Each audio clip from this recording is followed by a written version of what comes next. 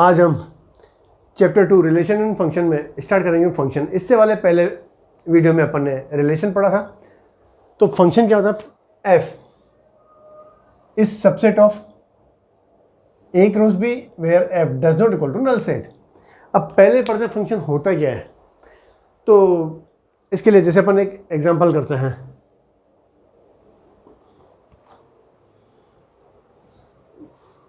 Suppose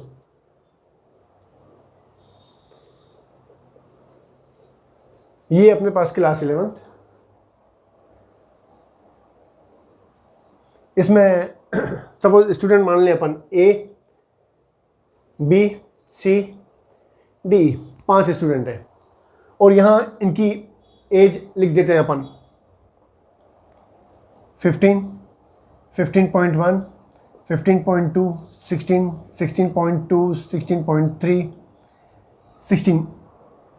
अब इसमें ए की एज कौन सी है? सपोज 15.2, बी की एज 16, सी की एज 15.2 हो सकती है। जो ए की एज है वही सी की एज भी हो सकती है और डी की एज है 16। तो ये क्या हो गया? अपने पास फंक्शन हो गया। तो फंक्शन का मतलब क्या है कि क्लास 11th के हर एक स्टूडेंट की कोई ना कोई तो एज होगी और वो भी सिर्फ एक ही होगी, 2 एज नहीं हो सकती। जैसे अपन ये कहें कि भाई अगर ऐसे हो A associated with 15 and A associated with 15.2, इसका मतलब ए की एज 15 भी है और 15.2 भी है, तो ये फंक्शन नहीं होगा। तो ये क्या हो गया? अपना फंक्शन नहीं हुआ। तो फंक्शन का मतलब क्या हो गया? क्लास 11th के हर एक स्टूडेंट की एक यूनिक एज होगी। एक यूनिक एज का मतलब सिर्फ एक ही एज हो सकती है। जैसे यहाँ पर ए की एज कितनी है? 15.2, सी की एज कितनी है? 15.2, मतलब 2 की एक एज हो सकती है। पर ए के लिए भी क्या है? 15.2 यूनिक एज है और सी के लिए भी क्या है? 15.2 यूनिक एज है। अगर ऐसे हो यहाँ पर सपोज ये हो तो भी ये फंक्शन नहीं होगा, क्योंकि अगर यहाँ पर 11th क्लास का ये स्टूडेंट है डी, तो डी की कोई ना कोई तो एज होगी ही होगी। इसका मतलब है कि डी भी किसी ना किसी एलिमेंट से तो वो रिलेटेड होगा ही होगा। जैसे अब ये तो ये अभी फंक्शन नहीं है, पर अगर अपन ये कहते हैं कि भाई डी की एज कितनी है? 16.2, तो अब ये क्या हो गया? फंक्शन हो गया। तो अब अपन लिखते हैं फंक्शन की डेफिनेशन क्या होती है। तो फंक्शन की डेफिनेशन क्या हो गई? A function f from set A to set B associates each element of A to a unique element of B. मतलब ए का हर एक एलिमेंट बी के सिर्फ यूनिक एलिमेंट से ही रिलेटेड हो सकता है। मतलब ईच एलिमेंट मतलब ए का हर एक एलिमेंट।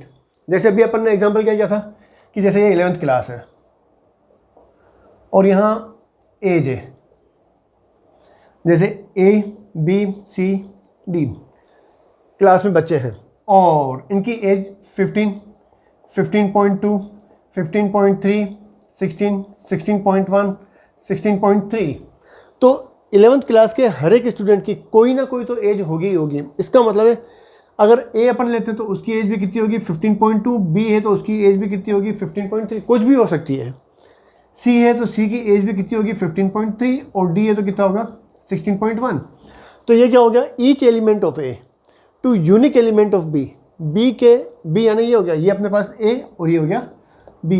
मतलब ए का हर एक एलिमेंट बी के यूनिक एलिमेंट से अगर एसोसिएटेड होता है तो अपन इसको क्या कहते हैं? फंक्शन कहते हैं। जैसे अगर ये इससे रिलेटेड नहीं है तो ये फंक्शन नहीं होगा। या अगर अपन इसको ऐसे कह दें कि सी 15.3 से भी रिलेटेड है और सी 16.1 से भी रिलेटेड है, तो भी ये फंक्शन नहीं होगा, क्योंकि सी की 2 एज नहीं हो सकती। तो इसका मतलब क्या है? यूनिक एलिमेंट का मतलब है सिर्फ एक ही एलिमेंट से रिलेटेड होना चाहिए। तो ये क्या हो गया? फंक्शन हो गया। अब इसमें if F function from set A to B, लिखते कैसे अपन? F such that A to B, या और एफ एरो उसके ऊपर स्मॉल एफ बी, और पढ़ते किसे? F is a function from A to B, या F maps A to B. जैसे इसको अगर अपन लिखें तो ये हो जाएगा अपने पास f is a function from 11th to एज हो जाएगा। ऐसे ही ये हो जाएगा f is a function from A to B हो जाएगा। अब जैसे सपोज इसमें एफ फंक्शन है, ए में जैसे अपन ने यहाँ तो 1 2 3 4 एलिमेंट लिए और यहाँ इनकी एज हो गई। अब जैसे इसमें अपन यहाँ एक ही एलिमेंट लेते हैं, ए में क्या है एक एलिमेंट है और बी में क्या है बी है, तो ए किससे रिलेटेड है बी से। जैसे यहाँ पर ए किससे रिलेटेड था 15.2 से, तो यहाँ पर सपोज कर लेते हैं अपन ए किससे रिलेटेड है बी से, तो बी को अपन कहते क्या है, बी एक्चुअल में क्या होती है इमेज होती है, एफ इमेज ऑफ ए की क्या होती है ये इमेज होती है। इसी को ही बोलने का दूसरा तरीका क्या है, image of A under F, या the value of the function F at A, इन तीनों में से किसी भी एक तरीके से इसको कह सकते हैं अपन। और ए क्या है, ये बी की क्या होती है प्री इमेज होती है, इसको कहते हैं अपन pre image of B under F. और लिखते कैसे हैं, F of A equal to B. जैसे अपन ये कहें कि भाई F function A to B, इसमें सपोज एक्स एलिमेंट है, इसमें वाई है, एक्स किससे रिलेटेड है वाई से रिलेटेड है, तो ये हो जाएगा एफ ऑफ एक्स किसके इक्वल हो जाएगा वाई के इक्वल हो जाएगा। इसमें वाई क्या है एफ इमेज ऑफ एक्स है और एक्स क्या है pre image of y under f. अब इसमें let a is equal to 1 2 3 4 and b is equal to a b c d e be two sets and let f1 f2 f3 f4 be rules associating element a to element of b। अब जैसे अपन को ये दे रखा है, अब इसमें से कौन सा फंक्शन है और कौन सा नहीं है। जैसे अपन ये कहें कि इसमें 1 d से रिलेटेड है, 2 एसोसिएटेड किससे है b से है, 4 किससे है e से एसोसिएटेड है, पर 3 किसी से भी नहीं है। तो अपन ने यही कहा था कि भाई ए का मतलब क्लास का हर एक स्टूडेंट उसकी कोई ना कोई तो एज होती है, इसका मतलब 3 भी किसी से एसोसिएटेड होना ही चाहिए, पर यहाँ नहीं है, तो इसका मतलब ये वाला फंक्शन नहीं है। अब जैसे इसमें कहें तो इसमें 4 क्या है 2 से एसोसिएटेड है, 4 सी से भी है और 4 ई से भी है। इसका मतलब 11th क्लास के एक स्टूडेंट की 2 एज नहीं हो सकती, इसका मतलब ये भी फंक्शन नहीं है।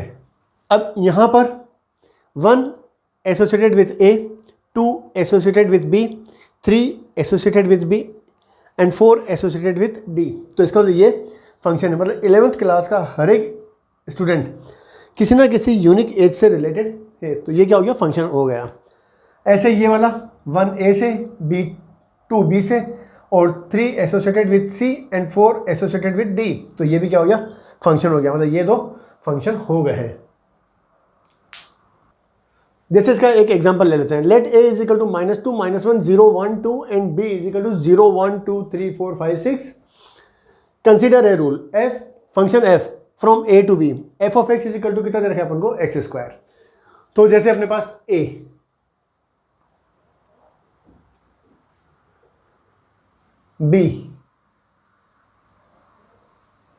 b में एलिमेंट है 0 1 2 3 4 5 6, ए में है -2 -1 0 1 2।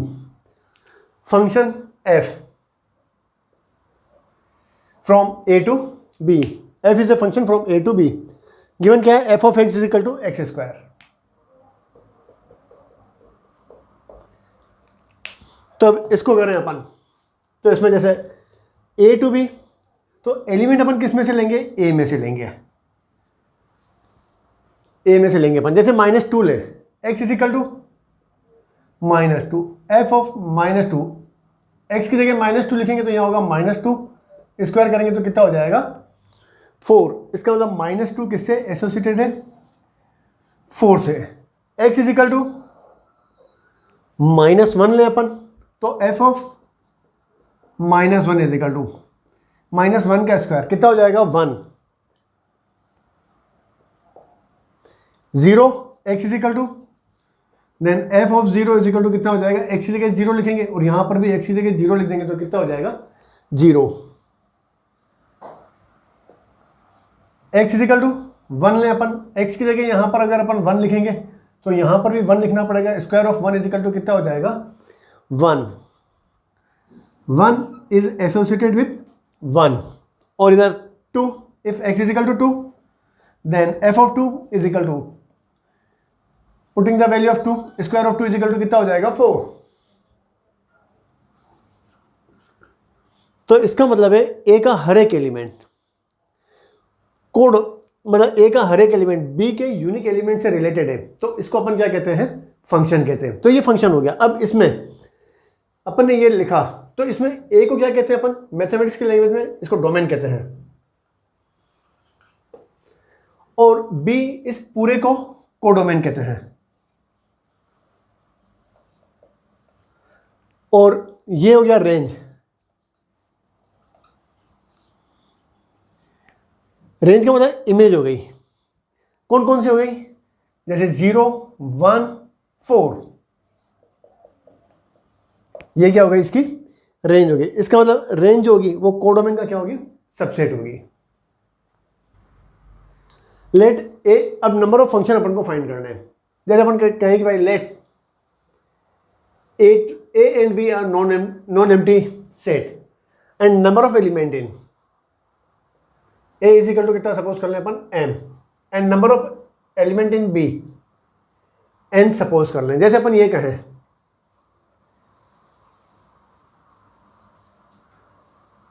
1 2 3 4, चलो एक एग्जांपल ले लेते हैं 1 2 3 4 a b c, ये है f function from a to b। अब इसमें फंक्शन कितने बनेंगे, तो देखो इसमें 1 एलिमेंट ए से भी एसोसिएटेड हो सकता है, बी से भी हो सकता है और सी से भी हो सकता है। मतलब ए के लिए मेथड कितने हो गए, 3 हो गए। ऐसे ही एलिमेंट 2, ए का एलिमेंट 2 ये ए से भी एसोसिएटेड हो सकता है, बी से भी हो सकता है और सी से भी हो सकता है। मतलब इसके लिए भी मेथड कितने हो गए, 3। ऐसे ही अपन ले लें 3 एलिमेंट जो है 3 नंबर, ये ए बी सी इन तीनों से एसोसिएटेड हो सकता है। मतलब इसके लिए भी नंबर ऑफ वेज कितने हो गए, 3। ऐसे ही 4 ए से भी एसोसिएटेड हो सकता है, बी से भी हो सकता है, सी से भी हो सकता है, तो इसके लिए भी नंबर ऑफ वेज कितने हो गए, 3। तो 3 इंटू 3 इंटू 3 मतलब 3 टू दी पावर 4, मतलब कितने हो गए 81। मतलब इससे अपन कितने 81 फंक्शन बन सकते हैं।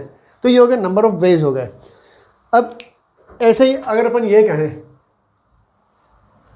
ए में एलिमेंट कितने हैं, m, number of element in B n, तो नंबर ऑफ फंक्शन कितने हो जाएंगे,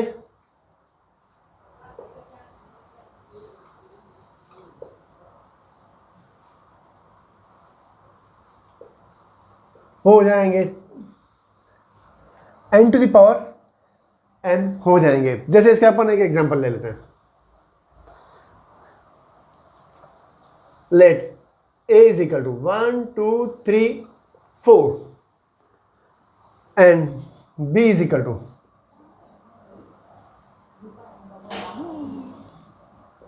1 2। Function f is a function from a to b, तो number of function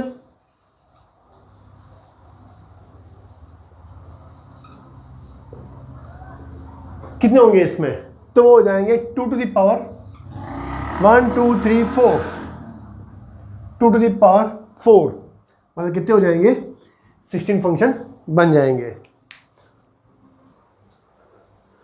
number of function जैसे अभी अपन ने किया था, n of a is equal to m, n of b is equal to n। अब अपन को सपोज फाइंड करना हो, find the number of relation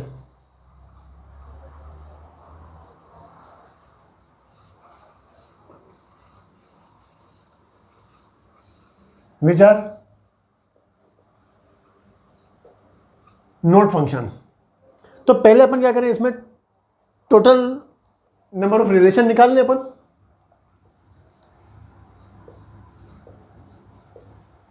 number of relation वो कैसे निकालते हैं, 2 to the power number of element in A into number of element in B, मतलब ये हो गया 2 टू द पावर mn, और नंबर ऑफ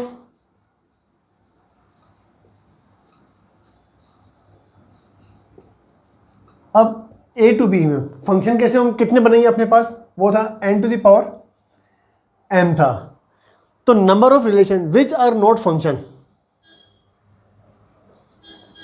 तो वो हो जाएगा अपने पास टोटल नंबर ऑफ रिलेशन कितने हैं, 2 to the power mn minus n to the power m, ये कर लेंगे माइनस कर लेंगे अपन, जैसे अपन ये कहें कि भाई एग्जांपल a इक्वल to 1 2 3 4, b is equal to 1 2 या a b c। तो नंबर ऑफ रिलेशन अपन को फाइंड करना है जो फंक्शन नहीं हो। तो इसमें टोटल नंबर ऑफ रिलेशन कितने हो जाएंगे,